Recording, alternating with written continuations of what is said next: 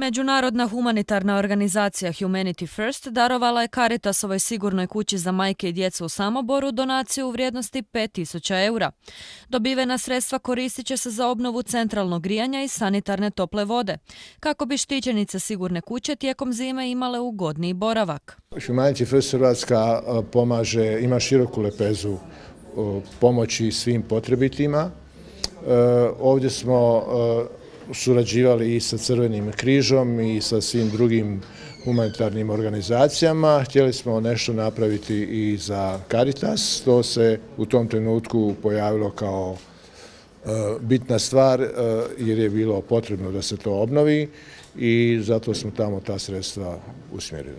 Ciljevi Humanity Firsta su promicanje mira i tolerancije, te olakšavanje patnje i boli potrebitima. Do sada su u Hrvatskoj darovali opremu nizu dječjih bolnica, ali i pomagali za vrijeme poplava koje su zadesile Slavoniju 2013. Humanity First je internacionalna humanitarna organizacija. Osnovana je 1994. godine sa centralom u Engleskoj.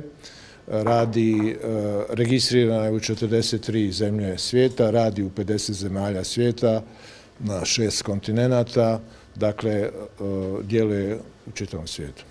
Sigurna kuća u Samoboru pruža utočište majkama i djeci žrtvama nasilja, a smještaj se organizira u suradnji s centrima za socijalnu skrb. U zadnjih 10 godina kroz kuću je prošlo preko 380 majki i djece, znači korisnika. Kapacitet kuće je negdje do 19, odnosno 20 mjesta.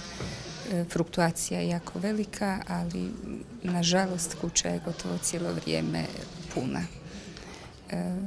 Nastojimo, obzirom da dio sredstava za korisnike dobivamo od resornog ministarstva, ostatak sredstava moramo pribaviti kroz donacije, dobrotvorne akcije od sponzora i donatora. Nastojimo uvjete u kući poboljšavati koliko možemo, ali raditi ne samo na materijalnim uvjetima, nego i ono što je puno važnije, na osnaživanju tih žena.